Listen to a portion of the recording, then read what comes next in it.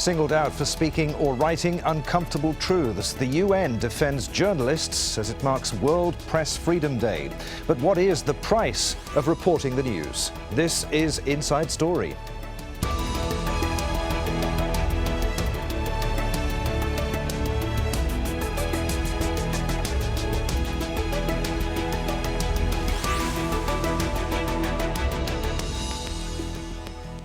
Hello, welcome to the programme. In Doha, I'm Adrian Finnegan. Kidnapped, detained, beaten and even killed for doing their job, the UN has been drawing attention to the role of journalists as the world marks World Press Freedom Day. Speaking in New York, Secretary General Ban Ki-moon said that every day of the year, the fundamental freedom to receive and impart information and ideas through media is under assault to the detriment of us all.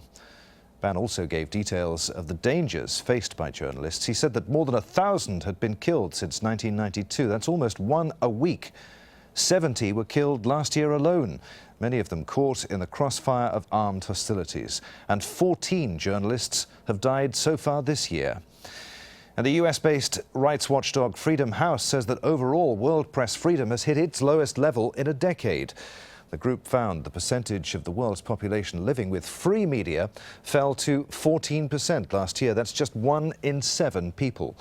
It said 42% of people lived in areas where media were considered partly free, with 44% in places where the media were not free at all.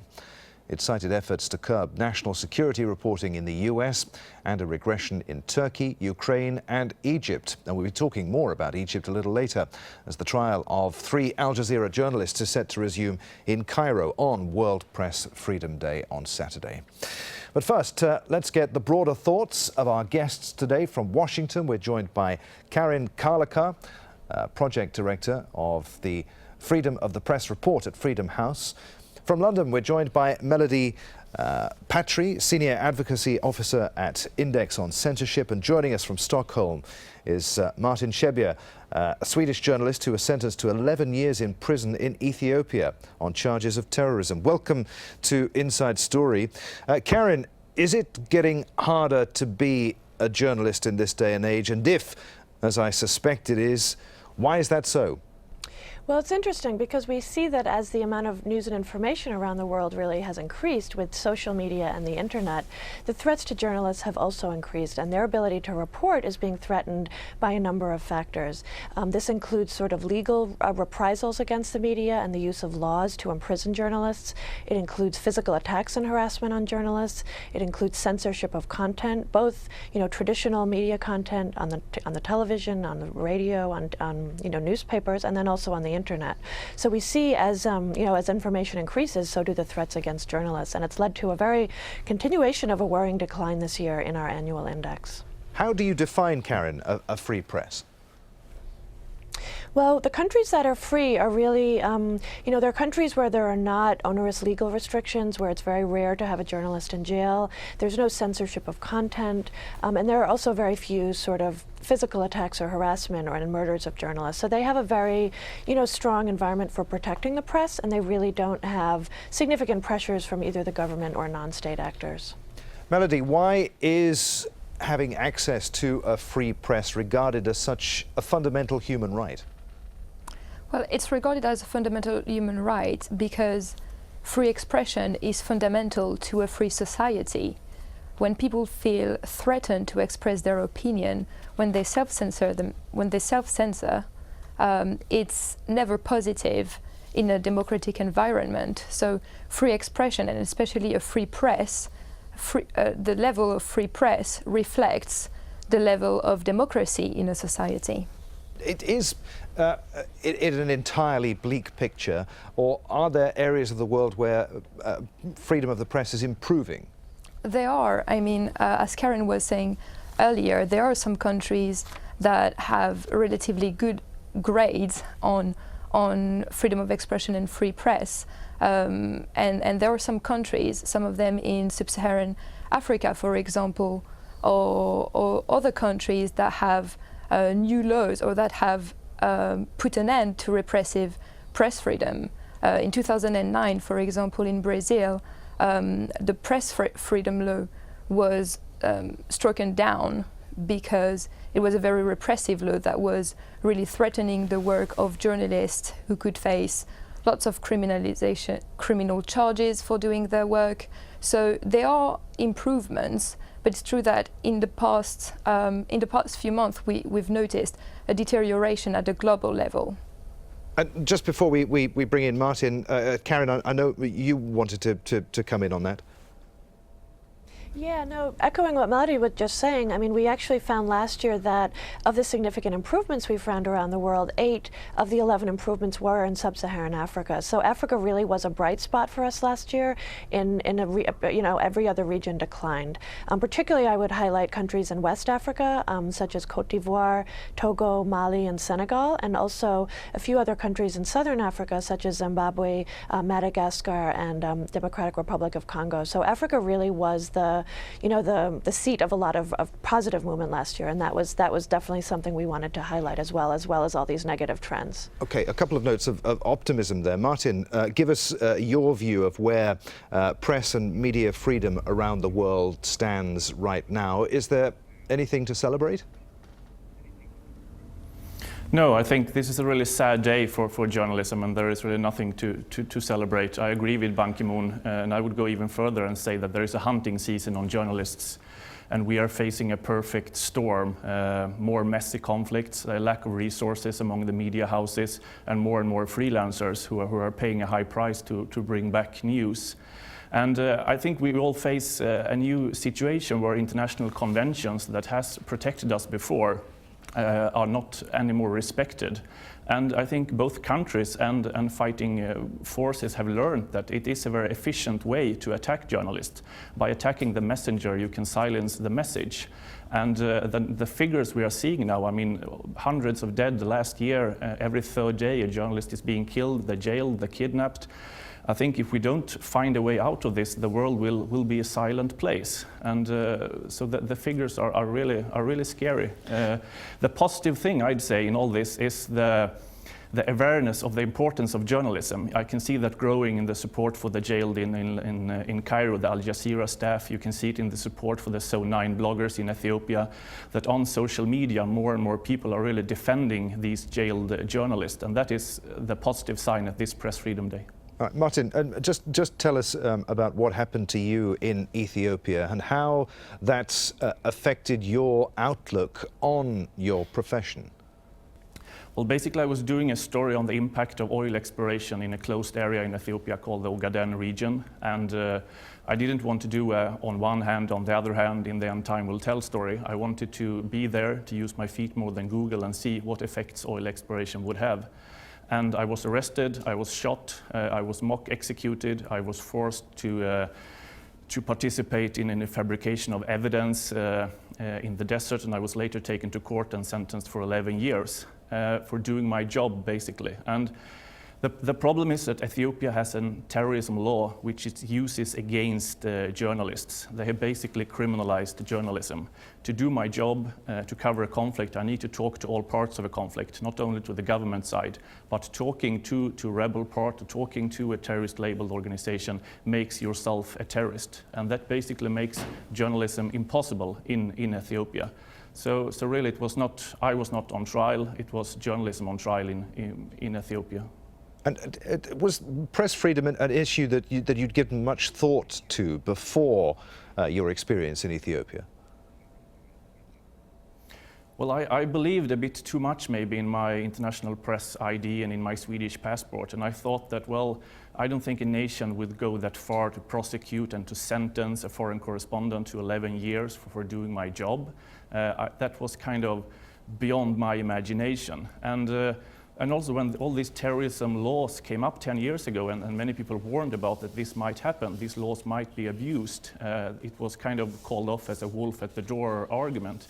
Now we are there. I mean, me and Johan was 2 of the first foreign correspondents to be sentenced for terrorism. Now we have the trial in Cairo going on. So in a way, I lost my rather naive idea that my Swedish passport and the international press ID would save me. On the contrary, that was what really put me in trouble. It was because I was a journalist that I was charged and later on convicted. And I think this is the core, that kind of the respect for the profession is deteriorating around the world. And many countries have looked at Ethiopia and been inspired, because it didn't have any consequences. It worked. It inflicted self-censorship on the local journalists, and it scared away foreign journalists. So what's happening in Egypt, what's happening in Turkey, and I think we will see more countries looking at Ethiopia being inspired, because it doesn't have any political, financial, or diplomatical consequences jailing journalists today. Martin, you raised a lot of issues there which we'll get on to discuss in just a moment. But first, Freedom House has been conducting its annual survey since 1980, rating 197 countries for press freedom. Top-ranked last year were Sweden, Norway and the Netherlands. The UK and the US slipped down the table, largely because of how their governments responded to the Snowden revelations. Turkey remains the world's leading jailer of journalists, with 40 known to have been imprisoned last year alone. North Korea was judged to be the worst country for press freedom, behind Uzbekistan and Turkmenistan. Africa has 24 countries where the media are rated not free, including Somalia. Al Jazeera's Jane Ferguson reports now from Nairobi. Mohammed Abukar feels at home in a radio studio. A Somali broadcaster, he has been doing this for years, but he's not at home. He's in the Kenyan capital, Nairobi, having fled Mogadishu in 2010. He was threatened by the Al-Qaeda-affiliated armed group Al-Shabaab, who are fighting the government there. Somalia is one of the most dangerous places in the world to be a reporter. I came here as a refugee, and when you become as exile journalist, it means to life not normal. No family members here, like sisters and brothers, father and mother. It's became, for me, it's very stressful life. The stresses of life for Somali journalists here are getting worse. Registered as refugees, many have been earning a living freelancing at media companies like this one. But the Kenyan government's response to attacks by Al-Shabaab has been to order all refugees back to camps on the border, and that includes reporters. In Eastleigh, a Nairobi suburb home to many Somalis, people are scared of being sent back to camps, rife with violence and infiltrated by the very Al-Shabaab fighters they are fleeing from. Saeed was also a radio reporter in Somalia when he fled in 2006.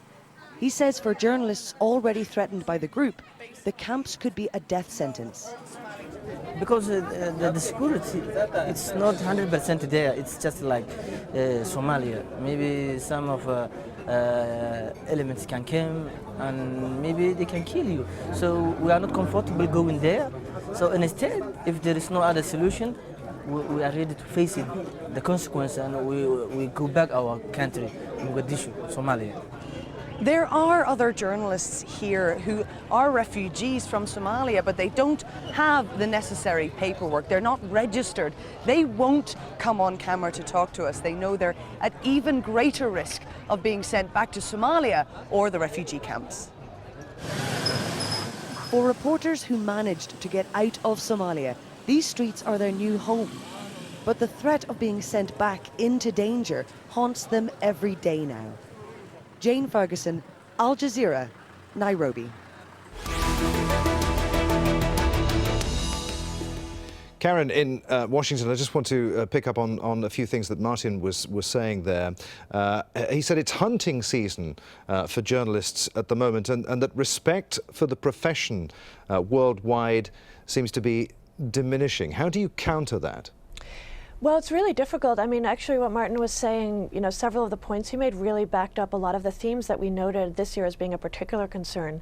I would highlight particularly sort of, you know, the sort of targeting of foreign journalists in particular and trying to control them and charge them in some cases with terrorism, which is ridiculous when, as he said, they're just doing their jobs.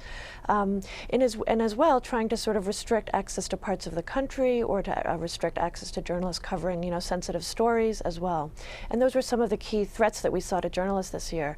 I mean, definitely I think in terms of like drawing media attention to these cases and issues, such as what we've recently seen with the bloggers in Ethiopia, is very important, both by media organizations and advocacy organizations. And I was very, heartened to see that Secretary Kerry right now did raise these issues with the Ethiopian government. But as Martin says, I think unless there are actual repercussions for our country for doing these types of things, they feel like they have the green light to go ahead and prosecute journalists, kill journalists, and really, place very high restrictions on the press. And, we've seen this in Egypt, we've seen it in Ethiopia.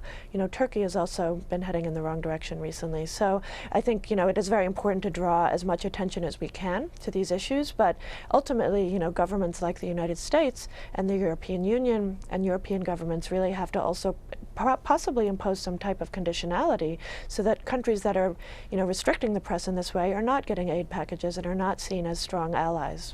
And on that note, let's get a thought from Melody here. The criminalization of journalists, as I'm sure you're aware, 4 Al Jazeera journalists at the moment are currently behind bars in Egypt. Why does the international pressure and campaigning that has been done to free those journalists, Melody, seem to have had so little effect on the Egyptian government?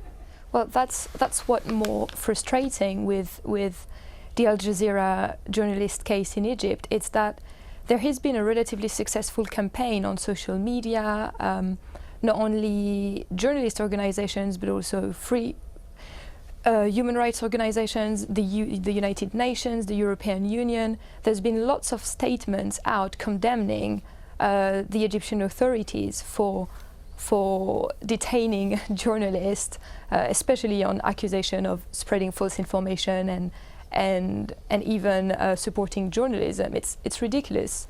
But the fact that despite those strong statements from organizations, media professionals, including the United Nations, has so little effect on what's going on in Egypt right now is very frustrating. It's also very concerning.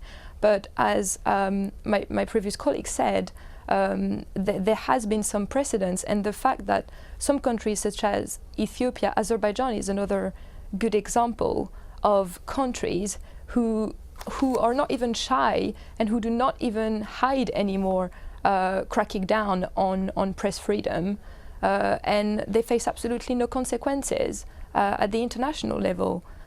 Azerbaijan is about to chair the Council of Ministers at the Council of Europe. The Council of Europe is supposed to be the institution that protects human rights in Europe. Hence, Azerbaijan has hundreds of political prisoners, including lots of media professionals, and it seems that no one seems to care, but especially at the diplomatic level and the pressure, our leverage as human rights organizations is limited, and they don't face enough pressure. The consequences are not harsh enough for them to stop criminalizing and detaining journalists. Okay. Al Jazeera currently has 4 journalists in prison in Egypt. As we were saying, Abdullah El-Shami has been held without charge since August and on hunger strike for more than 100 days now. Peter Grester, Mohammed Fahmy and Baha Mohammed have been in jail since December 29th. They're falsely accused of providing a platform to the outlawed Muslim Brotherhood, which is now declared a terrorist organization in Egypt. Their trial resumes on Saturday. Al Jazeera rejects all the charges. Well, one of those detained journalists, Mohammed Fahmy, has been honored at a ceremony to mark World Press Freedom Day. The award was announced by the Canadian Committee for World Press Freedom. It honors a Canadian journalist who's made an outstanding contribution to the right to freedom of expression in the face of persecution. And Fahmy is a dual Canadian and Egyptian citizen. Martin, what will this award mean to Mohammed Fahmy and other imprisoned journalists around the world? I'd say that awards, recognition, people mentioning their names, it's more important than food and water.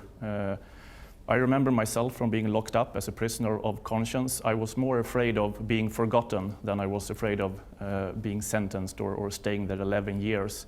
That was the worst fear. What if people stop writing? What if people stop caring? And when you receive that kind of awards, or even when you receive a letter in prison, when you hear that people are tweeting, it gives you courage, it boosts your morale, and you can go inside that prison with your head high and know that the world is watching. And you feel that all your suffering, it has a meaning. You are there for a good cause.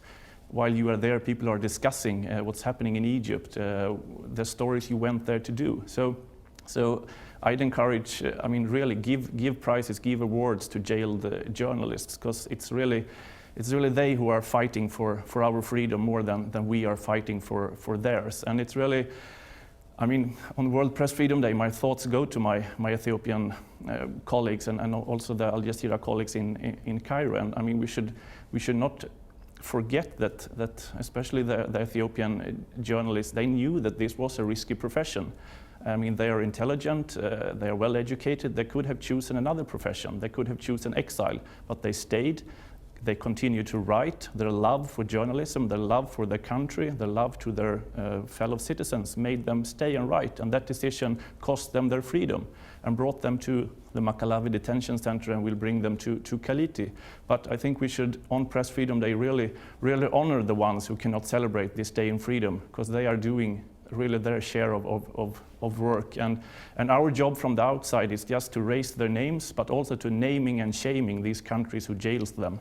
There can be silent diplomacy, but there can never be anything like silent journalism. Naming and shaming. And maybe in some countries like Egypt, they passed Rubicon and they don't listen, but we still have a leverage to a lot of countries, especially Ethiopia. That I'm released and can sit here and talk is an evidence that international pressure does work. Okay. Karen, I want to get your thoughts on that, and also, if you can, in what I think are going to be the final remarks in this programme, bring in the area of blogging. We've been talking about established professional journalists up until now. Right way back at the beginning of the programme, you mentioned the blogosphere, people out there who are involved in journalism, citizen activism, but they're not professional journalists. They're in just as much danger, it seems, as professional journalists.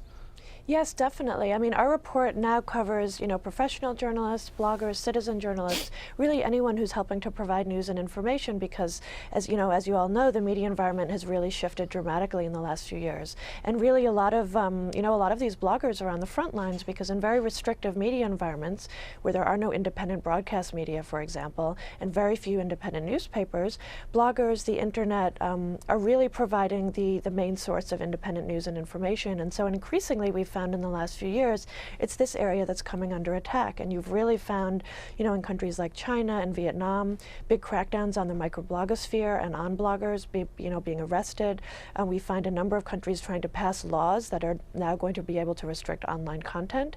And this can affect, bloggers. It can actually just affect a user who posts a comment on Twitter or Facebook. So everyone is now being considered, under these restrictive laws. And it's definitely a concern, because we've seen a number of cases, growing number in the last few years, of individual citizens who post something on Facebook and get pulled in for arrest or questioning. So it's we see the positive impact of these new forms of technologies, but also as a result a huge crackdown. Okay, I'm afraid we are out of time. Many thanks to all of you for taking part in the discussion today. Karen Karlakar from Freedom House, Melody Patry from Index on Censorship, and Swedish journalist Martin Schibbye. And I want to leave the last word today to one of our journalists detained in Egypt. All three currently on trial have written letters to thank campaigners for their support, emphasising just how important freedom of expression is to the world. These are the thoughts of Baha Mohammed. Thanks for watching. From me and the team at Inside Story, bye for now.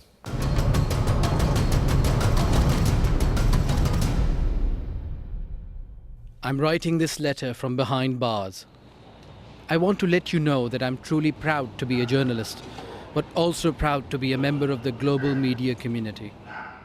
I'd like to express my gratitude and appreciation for the extraordinary efforts of the campaigners who are fighting for freedom of expression and our release.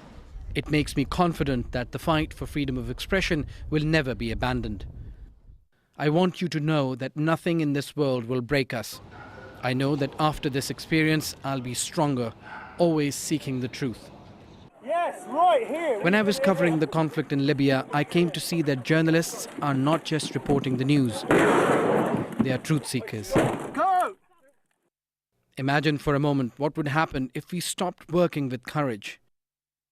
if we abandoned our integrity, gave up our independence and freedom, it would leave the world a far more ignorant place, with dictators free to take advantage and flourish. I learned my profession with the Japanese, where the highest expression of gratitude is a bow. So I want to bow before all those who are fighting for freedom of expression, a free press, and an end to our detention.